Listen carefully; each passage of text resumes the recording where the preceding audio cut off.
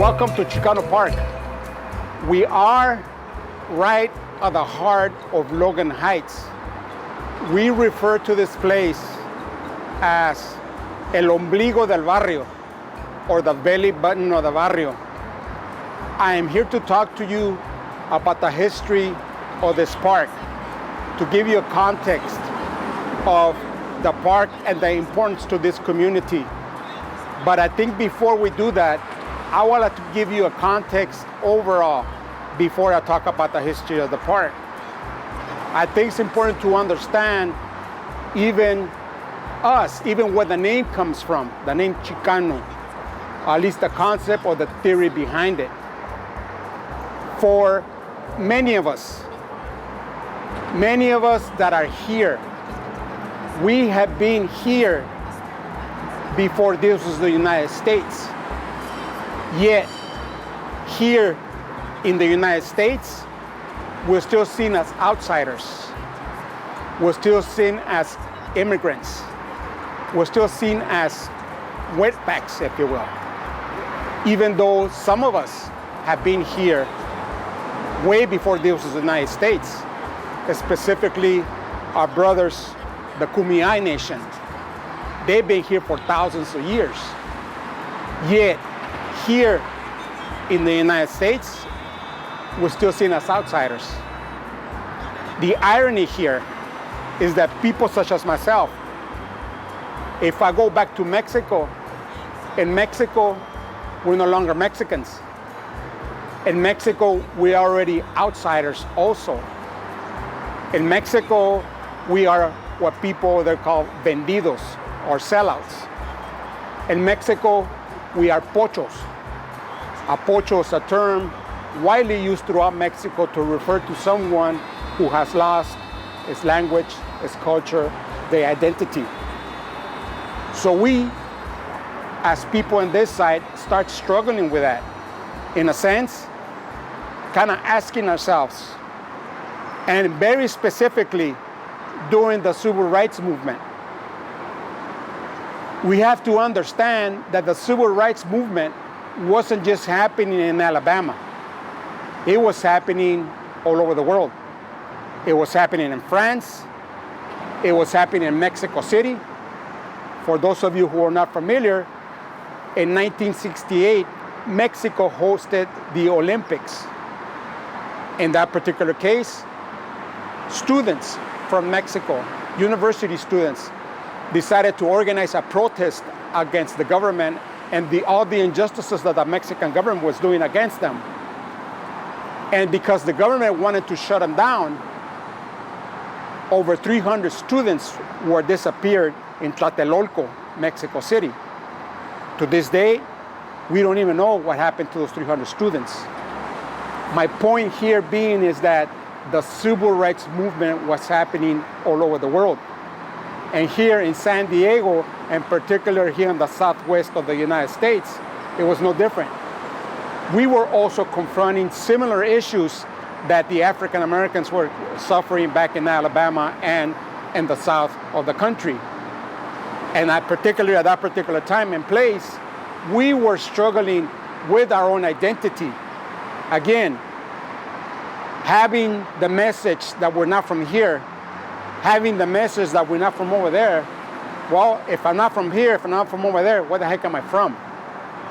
So we start struggling with that.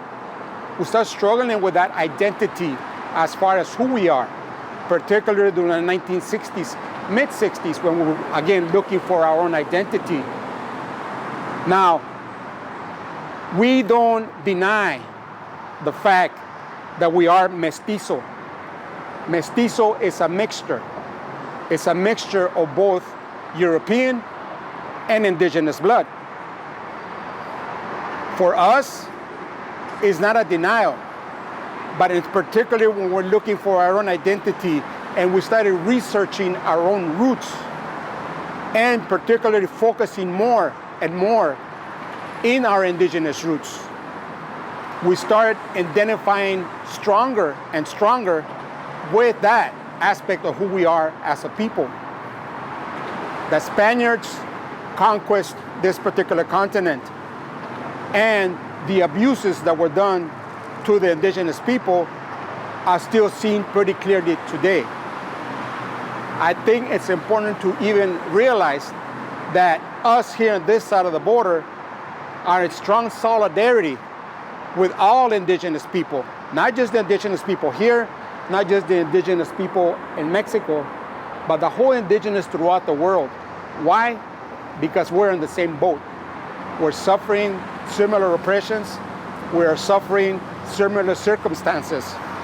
I venture to say that here on this side of the border, for those of us that identify as Chicanos, we are probably in stronger solidarity with the indigenous populations than actual Mexicans.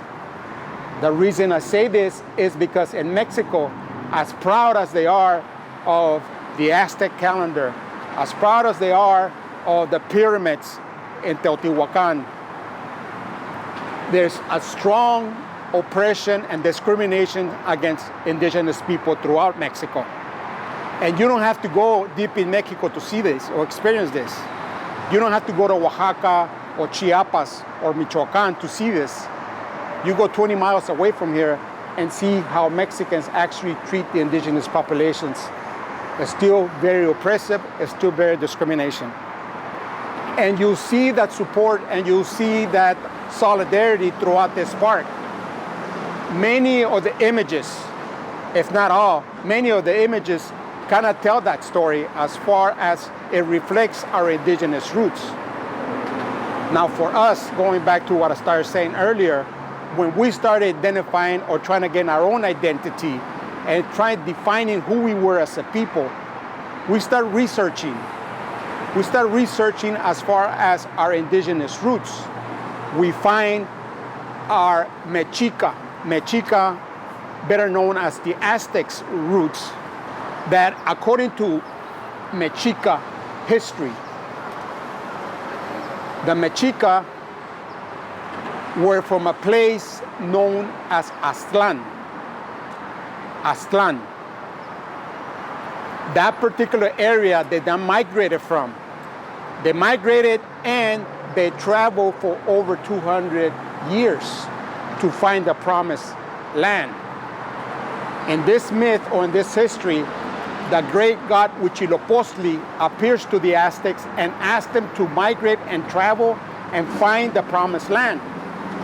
Now, the land that they departed from, the land of Aztlán, when we were looking for our own identity and started researching that particular aspect, we find that the land that the Mexica parted from was actually today, what today is the Arizona Sonora Desert.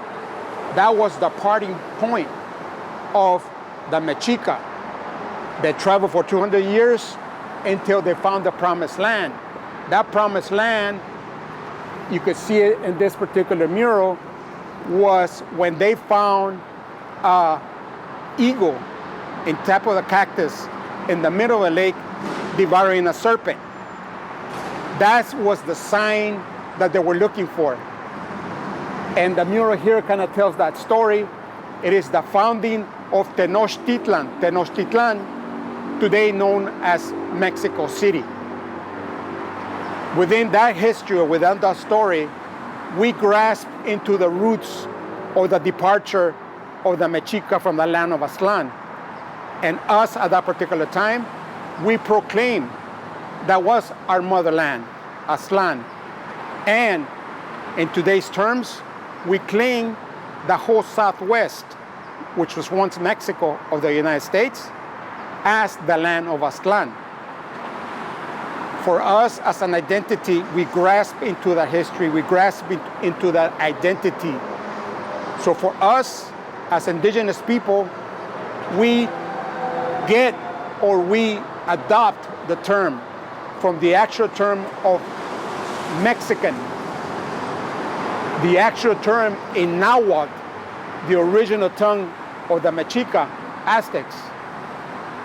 In Nahuatl, the actual term is not Mexican. It's not even Mexicano. The actual term is Mexicano.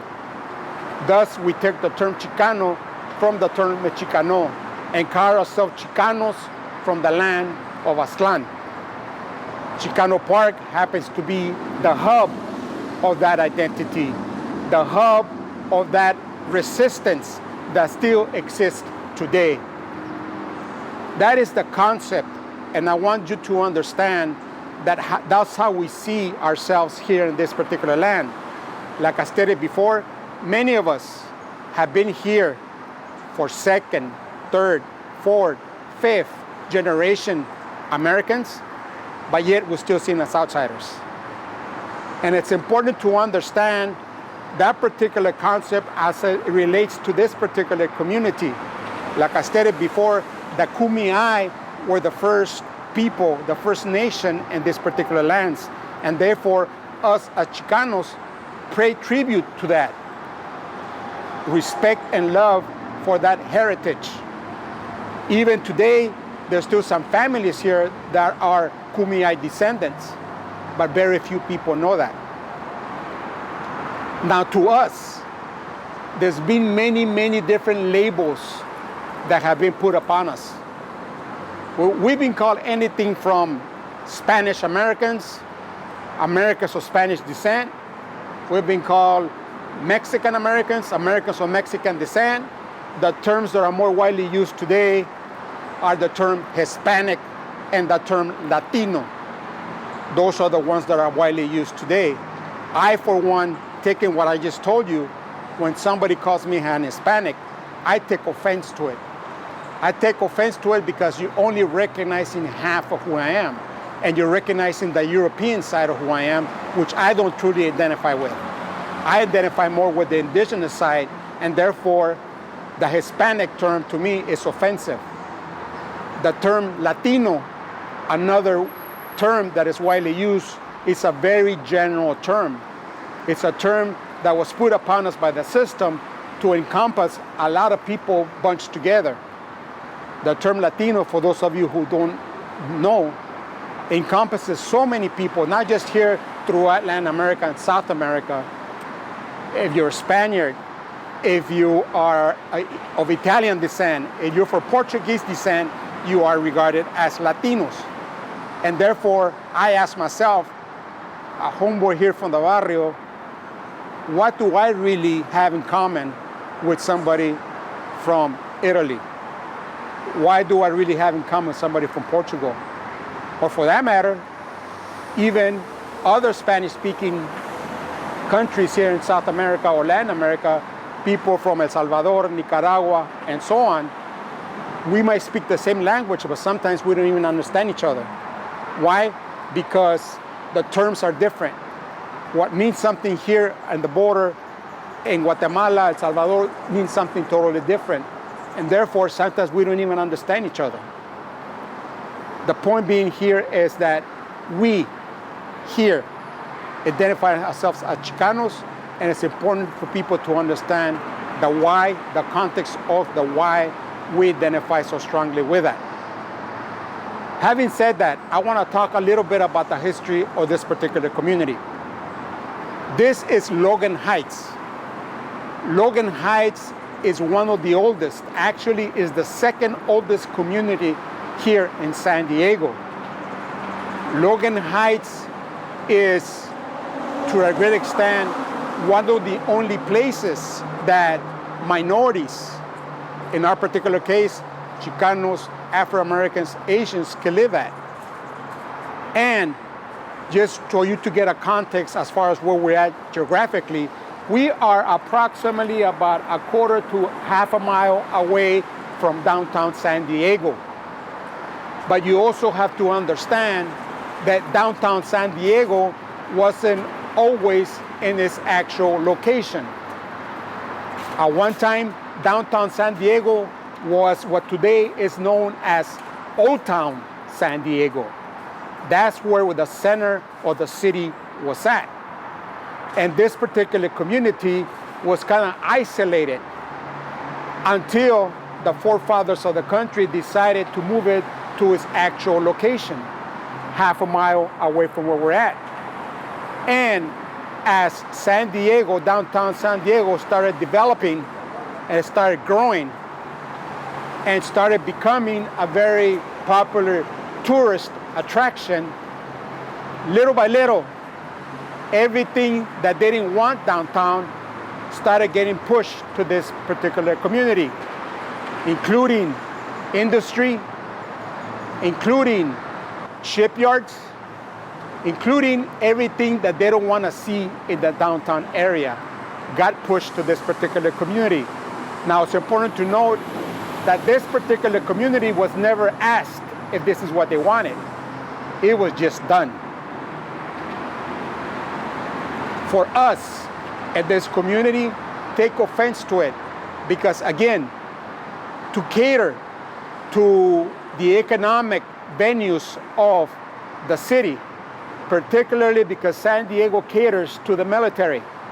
And in order to cater to the military, they ended changing the zoning of this community. Meaning that at one time, all this was residential, but to cater to the military, to cater to big business, they ended changing the zoning to both residential and industrial zoning. Therefore, today, you literally have industries that are next door to where people live. And incidentally, Logan Heights has the highest percentage of asthma cases, particularly as it pertains to children, in the whole county of San Diego. And a lot of it, if not all of it, has to do because of the zoning and the catering of the city, catering to the industries. That is part of what this particular community, the oppression that this community has suffered. Now, Logan Heights was promised a park ever since the turn of the last century. You have to remember that this is one of the oldest communities. We did not get the park, but we got all the industry. And not only did we get the industry, we got the freeways, we got the bridges, we got everything that slowly but surely split the community in half. During the 1950s and 60s, this community had over 20,000 residents. Within a 10-year period, it shrank to 5,000. Just to give you an idea of the impact that it had in this particular community. So for the residents of this community, it's been a constant struggle, day in and day out. Again, the community had been promised the park never got here. We got freeways. Not only did we get Highway 5, but we got all the other arteries that feed into Highway 5, meaning Highway 15, 94, all the other freeways, along with railroad tracks, along with all the industrial and pollution that comes into the community. And then in 1969, they decided to build the bridge to unite one of the wealthiest communities here in San Diego, meaning the Coronado Islands, again with downtown San Diego. And again, it cut right in the center, right in the heart of this particular barrio. And therefore, the park never got here, but we got the bridges, we got the freeways, we got everything else except what we were really needed here. In the late 60s, there was negotiations that started with the city of San Diego as far as a park. The community identified this little piece of land as the possible park. 2 years of the negotiations, and yet the park was not getting here. In April of 1970, a gentleman by the name of Mario Solis, who was a resident of this community and actually had been involved in the negotiations with the city, was walking here on Logan Avenue on his way to City College. City College is about 10 blocks. If you follow Logan Avenue, you run into City College. He was on his way to City College when he saw some bulldozers here at the site. Mario got very excited, thinking, wow, they're finally building the park. He decided to stop one of the bulldozers and ask, hey, you guys building our park? And the guy kind of chuckled and says, nah, man, this is no park. The guy says, this is gonna be a parking lot for that building here to my left that's gonna be turned into a highway patrol station. Mario Solis got very alarmed because this is the first that he ever heard about it. And actually it was the first that anybody had heard about it. Mario Solis continued on his way to City College, and on his way decided to inform other community what was happening here. Mario Solis is regarded as the Chicano Park Revere because he was responsible to passing the word, notifying what was happening here. When he landed at City College, specifically at Chicano Studies and the Mechistas, he informed them of what was happening here. Within hours of the news, you had over 200 people, including children, including grandmothers, including students, that literally showed up here and stopped the bulldozers from continuing the construction. They built a human chain link fence with their own hands, and they stopped the bulldozers. People later on started showing up with picks and shovels and started developing their own park.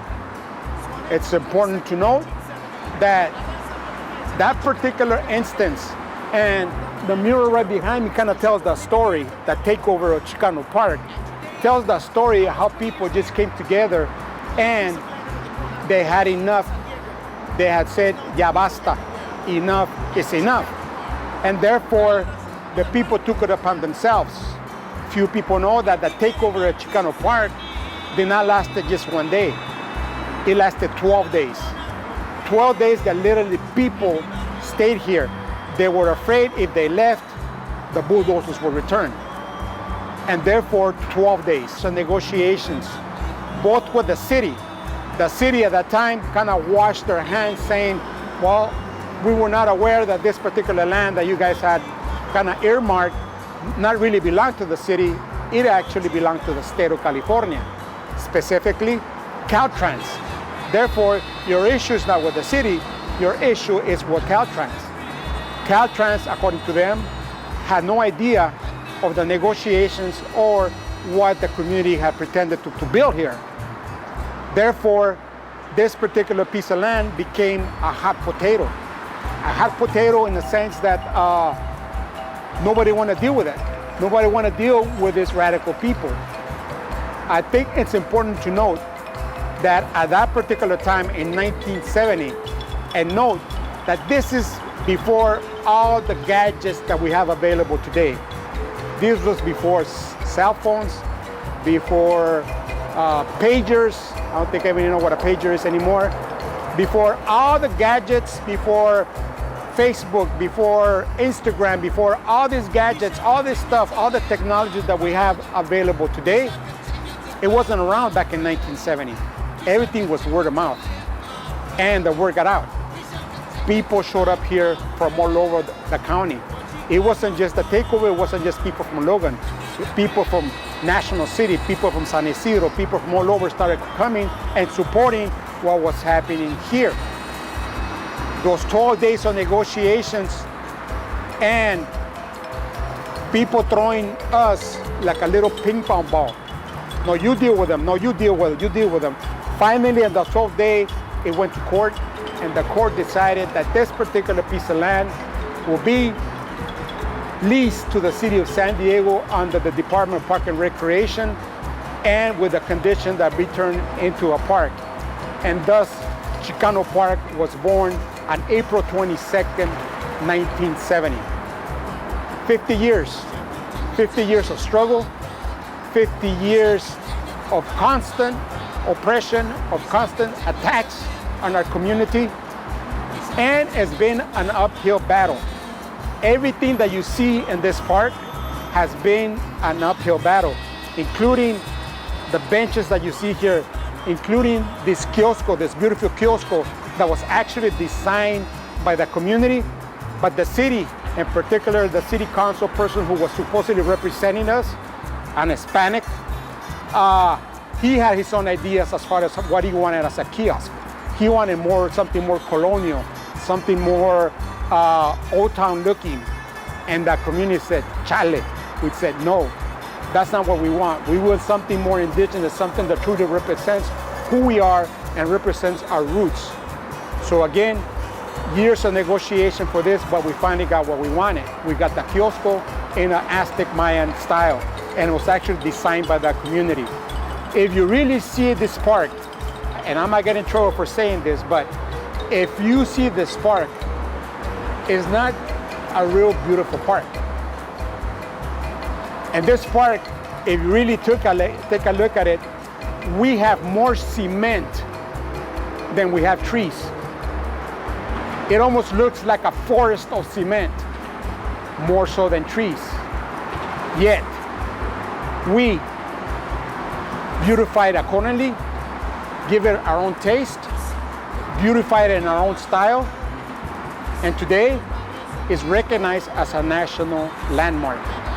Chicano Park, now recognized at a different levels, both at the local level, at the historical site, at the state level, and now a national landmark. That's a very important highlight of San Diego, yet the forefathers of the city of San Diego still pays very little attention to this park. Even though we're at the same category as Balboa Park, we don't get the attention, we get the neglect from the city, but yet the community is still here, and this is our park, and we love it.